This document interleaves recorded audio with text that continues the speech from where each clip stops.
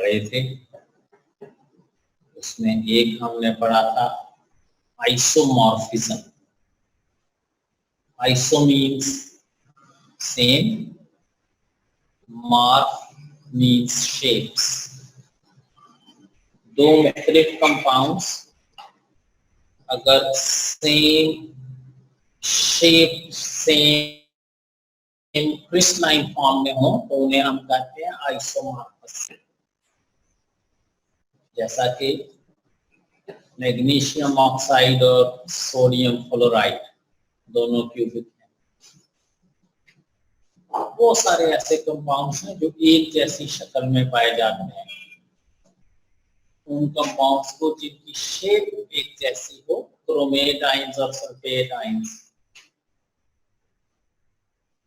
Copper और silver, जो दो मुख्तलिफ चीजें एक क्रिस्टलाइन फॉर्म। और हमने कहा था कि आइसोमॉर्फस सब्सटेंसेस में सिर्फ शेप्स एक जैसी होती है, फिजिकल और केमिकल प्रॉपर्टीज डिफरेंट होती है, सिर्फ शक्लें एक जैसी होती है। फिर हमने पढ़ा था polymorphism. Poly means many, morph means shape. एक ही कंपाउंड की कई क्रिस्टलाइन फॉर्म हो तो इसे कहते हैं पॉलीमॉर्फस। सोडियम सल्फेट रोम्बिक भी है, मोनोक्लिनिक भी है। एक ही कंपाउंड है लेकिन दो मुख्तलिफ शक्लों में पाया जाता है। इनकी केमिकल प्रॉपर्टीज सेम होती हैं, फिजिकल प्रॉपर्टीज डिफरेंट। फिर हमने पढ़ा था एलोट्रॉपी। एक ही एलिमेंट की कई क्रिस्टलाइन फॉर्म हो, जैसे कार्बन क्यूबिक और हेक्सागोनल, डायमंड और ग्रेफाइट, टिन ग्रे और टिन व्हाइट, सल्फर रोम्बिक और सल्फर मोनोक्लिनिक।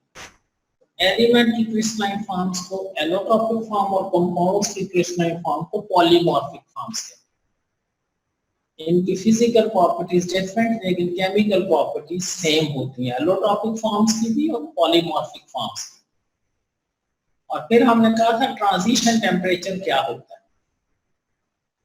वो टेम्परेचर जिसपे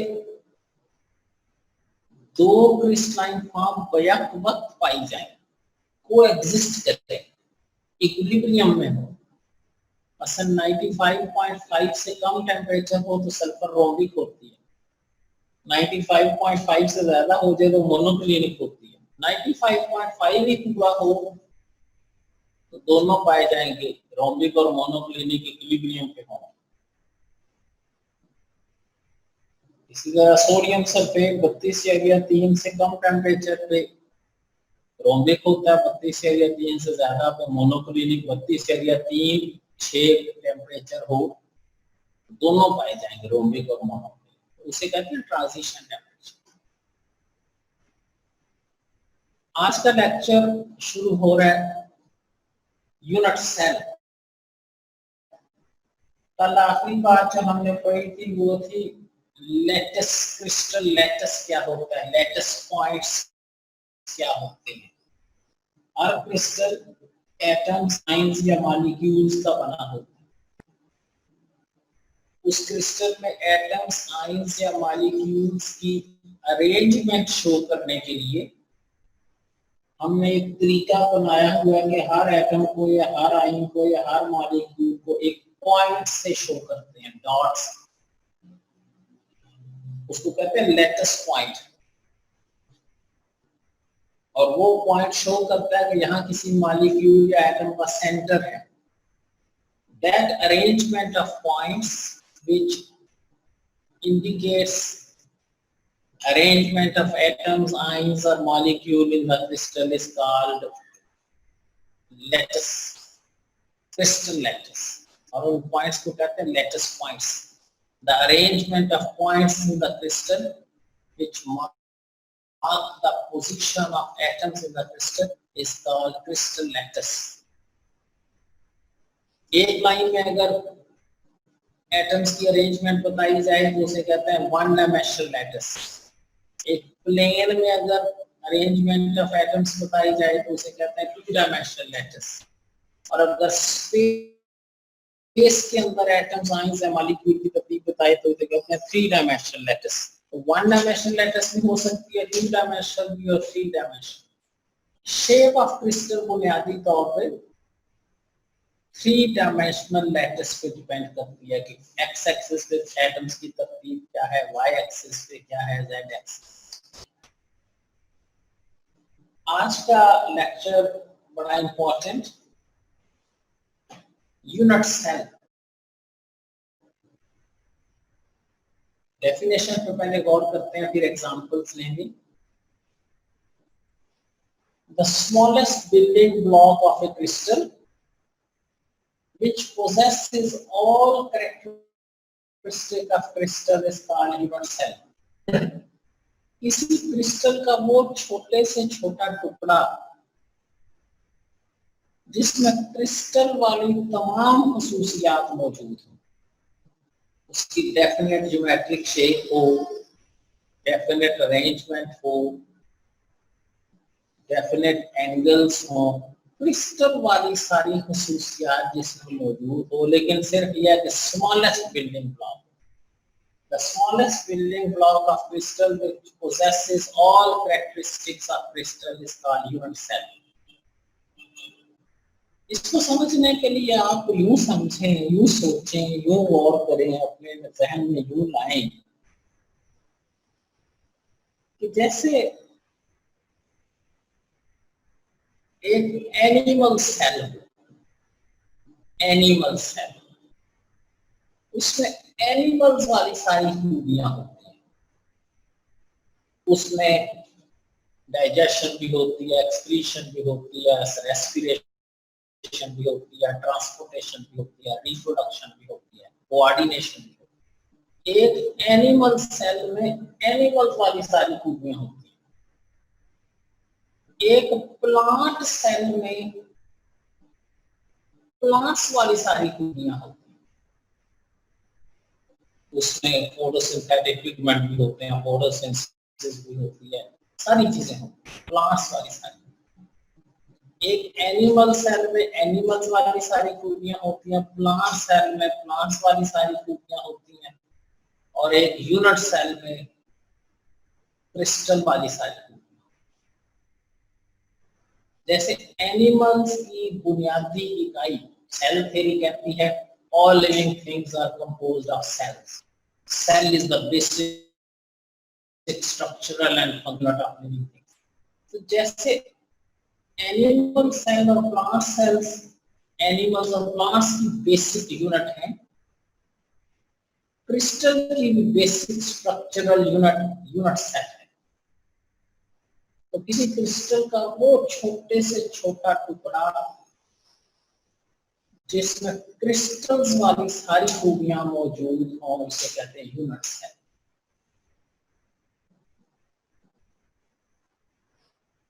जैसे एनिमल सेल को आपने बयान करना हो तो आप तीन चीजें मेंशन करते हैं, प्लाज्मा मेम्ब्रेन है, न्यूक्लियस है और साइटोप्लाज्म है, दोनों के दरमियान तीन बेसिक चीजें। आगे फिर अलग तफसील है कि साइटोप्लाज्म में क्या पूछा और न्यूक्लियस में क्या पूछा। तो जैसे प्लांट सेल को बयान करते हुए आप प्लाज्मा मेम्ब्रेन, साइटोप्लाज्म और न्यूक्लियस और एनिमल सेल को बयान करते हुए प्लाज्मा मेम्ब्रेन, साइटोप्लाज्म और न्यूक्लियस, और प्लांट सेल में एक एक्स्ट्रा चीज सेल वॉल भी मेंशन करते हैं कि सेल वॉल है, प्लाज्मा मेम्ब्रेन है, साइटोप्लाज्म है और न्यूक्लियस।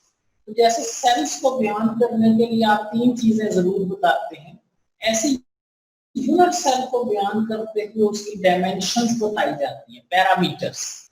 वो क्या पैरामीटर्स हैं? एक ये बताया जाता है कि उसकी तीनों लेंथ कितनी कितनी है।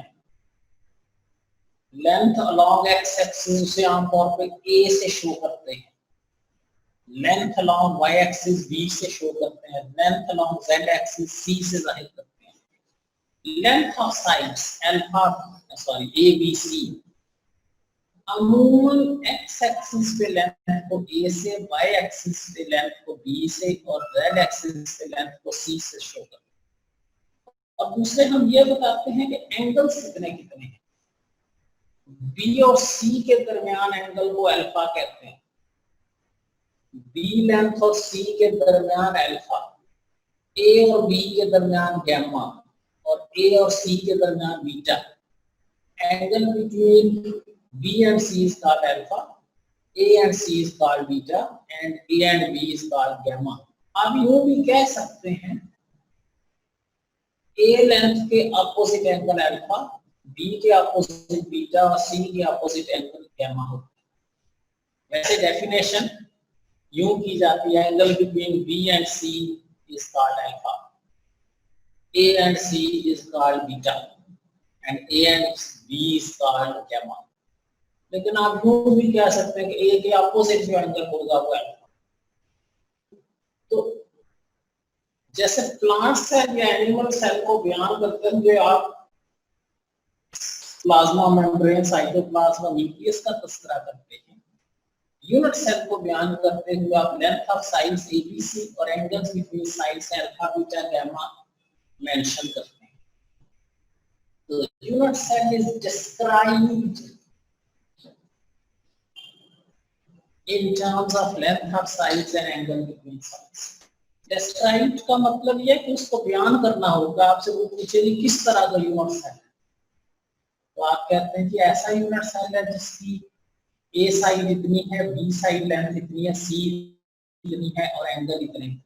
तो वो डिस्क्राइब हो जाएगा, बयान हो जाएगा। अभी देखेंगे कि उसको बयान करने का फायदा क्या है। लेंथ ऑफ साइड्स और एंगल्स बिटवीन कॉरेस्पॉन्डिंग साइड्स, इस बुनियाद पे 7 किस्म के unit cells, length of sides और एंगल्स की बुनियाद पे यूनिट सेल्स 7 किस्म।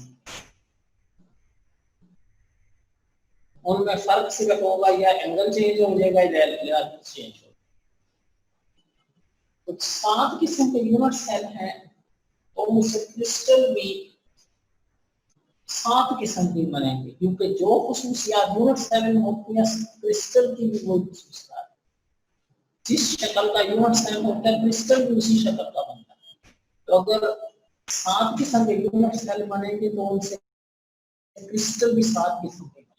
उसे कहते हैं क्रिस्टल सिस्टम। क्रिस्टल सिस्टम,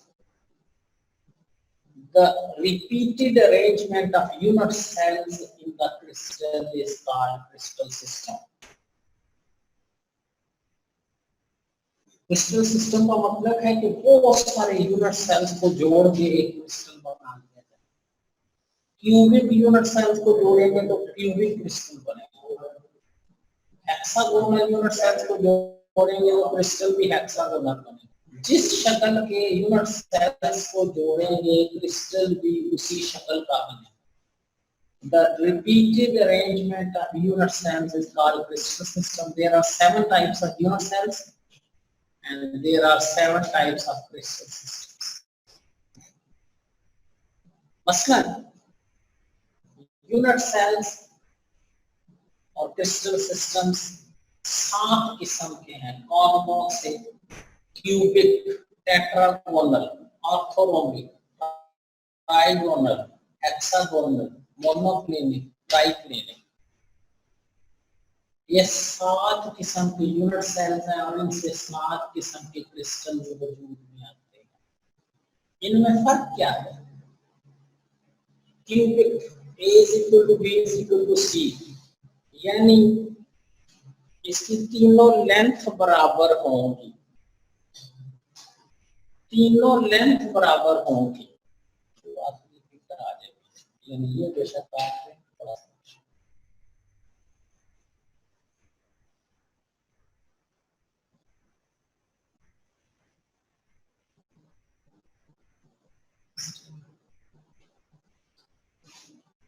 तो इसमें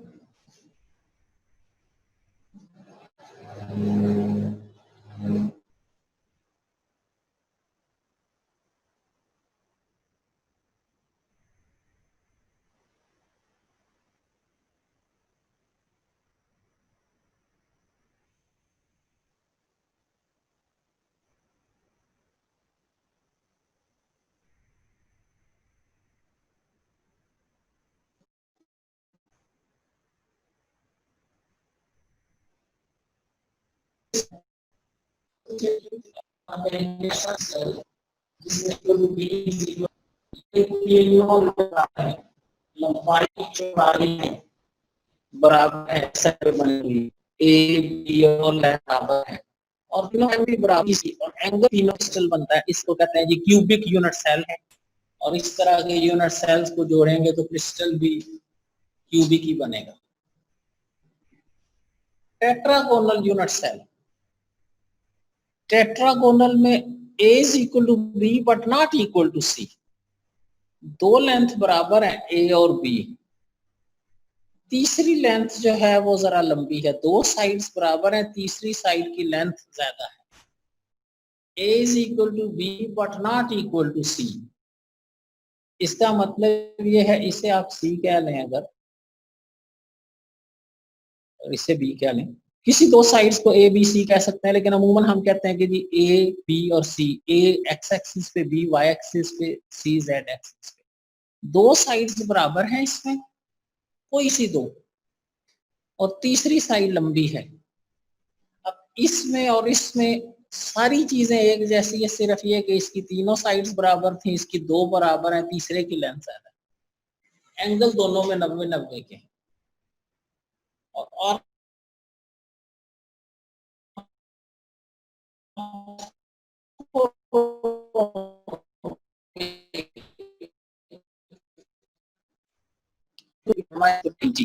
मुख्तलिफ।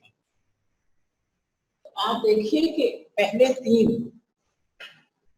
क्यूबिक, टेट्रागोनल और ऑर्थोरोम्बिक, पहले तीनों में सारी चीजें बराबर हैं, सिर्फ लेंथ का फर्क है। एंगल तीनों में 90-90 है, सारे एंगल 90 हैं। पहले में तीनों साइड्स बराबर, दूसरे में दो बराबर, तीसरे में तीनों ही एक दूसरे से मुख्तलिफ है, कोई भी बराबर नहीं। चौथा ट्राइगोनल, ट्राइगोनल में क्यूबिक जैसा, तो फिर फर्क क्या है, पहले में क्यूबिक में तीनों एंगल 90 के थे, इसमें 90 से ज्यादा होंगे एंगल, 120 से कम होंगे। यूं भैया के एंगल बराबर तो है लेकिन 90 नहीं है। तो क्यूबिक और ट्राइगोनल में सिर्फ फर्क ये है कि क्यूबिक में सारे एंगल्स 90-90 के थे, ट्राइगोनल में 90 से ज्यादा, 120 से कम। हेक्सागोनल में दो साइड्स बराबर है,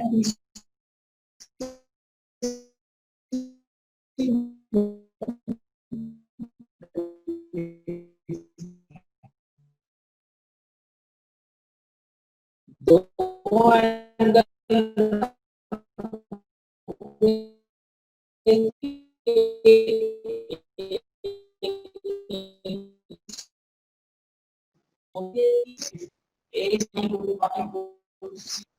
alpha is equal to gamma 90 beta 90, A और गामा दोनों 90 के बीटा एंगल, और try is not equal to alpha is not. शक्लें जब आप बनाते हैं, इनकी शेप जब आप करते हैं तो मोस्टली एंगल्स को बाद में कंसीडर करते हैं। सर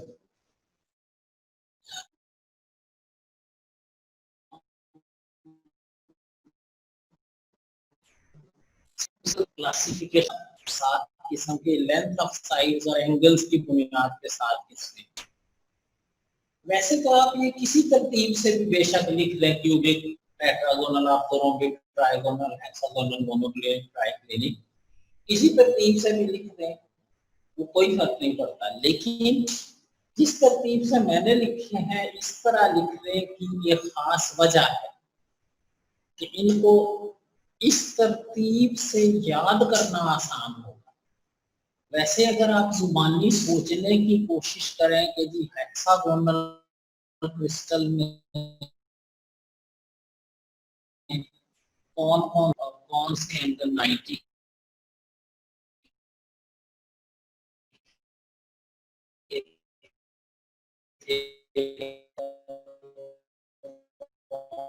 कौन से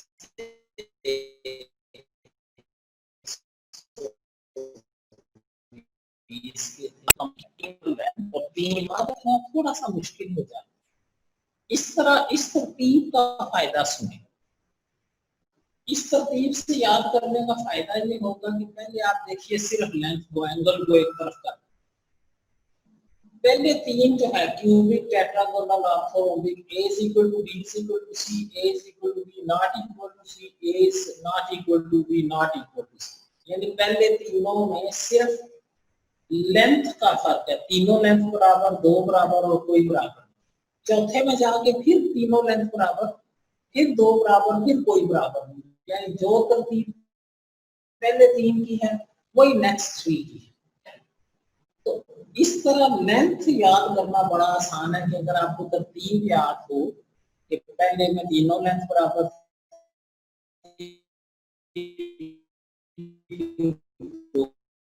दो बराबर थी, कोई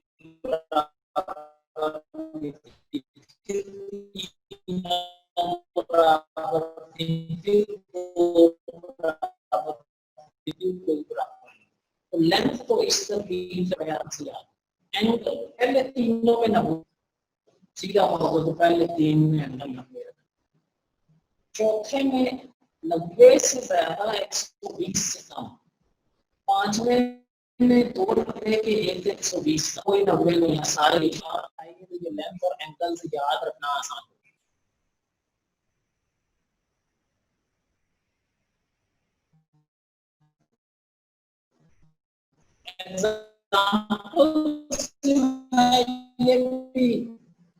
मसल क्यूब डिवाइड्स, वैसे तो अगर आपको ऑप्शन दी जाए जी क्रिस्टल सिस्टम्स लिखे, डायमेंशंस तो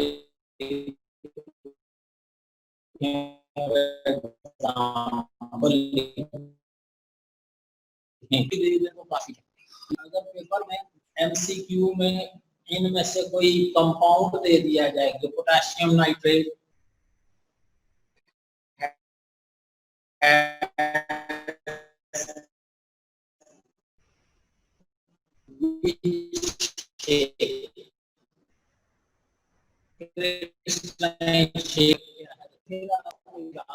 होगा कि ट्राइगोनल तो आपका जवाब, तो जितनी मैक्सिमम एग्जांपल कर सकें ये जो मैंने आपकी बनाई है, बाकी की भी आपको बनाई जाती है, एंड करना शायद होता है 2 डायमेंशनल, और ये क्रिस्टल्स है 3 डायमेंशनल। तो जब आप 2 डायमेंशनल पेज पे 3 डायमेंशनल फिगर बनाते हैं तो बाज़ दफा एंगल देखने में उस तरह महसूस नहीं होते जैसे हकीकत में होते हैं। मसलन ये जो फिगर बनी हुई है फर्ज करें ऑर्थोरोम्बिक की, इसमें सारे एंगल 90 के हैं, लेकिन यहाँ पे ये वाला एंगल ऐसे लगता है कि 90 नहीं है, ये एंगल ऐसे दिखाई देता है कि ये 90 नहीं है, हालांकि सारे 90 हैं क्योंकि ये 3 डायमेंशनल फिगर है। अबव द प्लेन, साइड सी जो है अबव द प्लेन है, तो इसकी मैक्सिमम कोशिश करें इसकी फिगर्स ड्रॉ करने की। ये जो 7 किस्में हमने की हैं ये लेंथ ऑफ साइज और एंगल्स की बुनियाद पे। एक है classification of solids on the basis of bonds. Solid state हम किसे कहते हैं? The physical state in which atoms, ions and molecules have very strong forces of attraction. अब वो जो फोर्सेस ऑफ अट्रैक्शन है एटम्स, आयंस या मॉलिक्यूल्स के दरमियान, उन फोर्सेस ऑफ अट्रैक्शन की बुनियाद पे सॉलिड्स की 4 किस्में हैं। Classification of solids on the basis of bonds, ये जो पहले क्लासिफिकेशन पड़ी है वो on the basis of length of sides और एंगल्स बिटवीन कॉरस्पॉन्डिंग साइड। अब है बॉन्ड्स की बुनियाद पे 4 किस्म के सॉलिड हो सकते हैं, आयनिक solid, covalent solid, molecular solid और मेटालिक सॉलिड। नाम से ही जाहिर है आयनिक सॉलिड पार्टी कोवलेंट सॉलिड में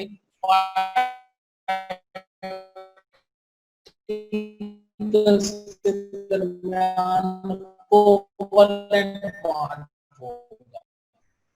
मॉलिक्यूलर सॉलिड्स में इंटरमॉलिक्यूलर फोर्सेस होगी, वैन डर वाल्स फोर्सेस, और मेटालिक सॉलिड में मेटालिक बॉन्ड होगा। तो बॉन्ड तो केमिकल बॉन्ड है, आयनिक, कोवलेंट, मॉलिक्यूलर और मेटालिक बॉन्ड। आयनिक सॉलिड की सबसे आसान मिसाल sodium chloride, covalent solid diamond. Covalent solids का दूसरा नाम एटॉमिक सॉलिड भी है, अब में देखेंगे क्यों। मॉलिक्यूलर सॉलिड जैसे आइस है, ड्राई आइस है, सॉलिड कार्बन डाइऑक्साइड, इसी तरह ग्लूकोज वगैरह है, वो मॉलिक्यूलर सॉलिड है। और मेटालिक सॉलिड जितनी मेटल्स हैं, कॉपर, आयरन, निकल वगैरह, उसमें मेटालिक बॉन्ड होता है। तो ये चार किस्म के सॉलिड हम डिटेल में पढ़ेंगे और इनका कंपैरिजन करेंगे चारों का, इनमें सिमिलरिटीज क्या है और डिफरेंसेस क्या है। तो आपने चैप्टर के शुरू में पढ़ा था कि सॉलिड्स दो किस्म के होते हैं, क्रिस्टलाइन और अमॉर्फस। वो था कि जी उनकी अपीयरेंस की बुनियाद पे क्रिस्टलाइन फॉर्म में है या अमॉर्फस फॉर्म में, पाउडर फॉर्म में, नॉन क्रिस्टलाइन। फिर हमने क्रिस्टल सिस्टम्स बड़े 7 किस्म के, लेंथ ऑफ साइड्स और एंगल्स की बुनियाद। और आज हम क्लासिफिकेशन पढ़ रहे हैं नेचर ऑफ बॉन्ड्स की बुनियाद, आयनिक, कोवलेंट, मॉलिक्यूलर और मेटालिक सॉलिड। आज आपने एक बड़े ध्यान से करने के लिए इसे लेंथ से एमसीक्यू आ जाएगा। वो कैसे आपको दे देंगे,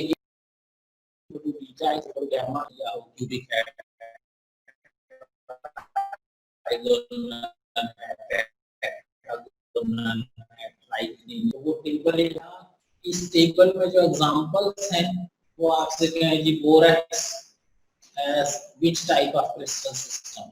बोरेक्स एक मोनोक्लिनिक क्रिस्टल सिस्टम है, या आपसे कहेंगे जी Al2O3 has which crystalline form, तो वो ट्राइगोनल है।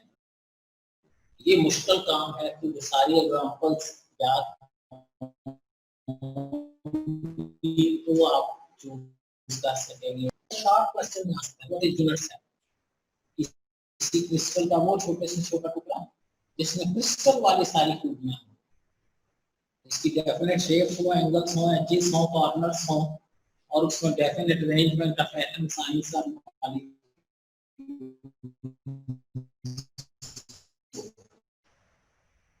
उससे हम और 7 किस्म के यूनिट सेल हैं। तो अगर यूनिट सेल 7 किस्म के हैं तो क्रिस्टल सिस्टम भी 7 किस्म के ही बनेंगे। वो तफरीक या तो एग्जांपल्स और फिगर्स की बनाने की प्रैक्टिस करें। कल हम देखेंगे आयनिक को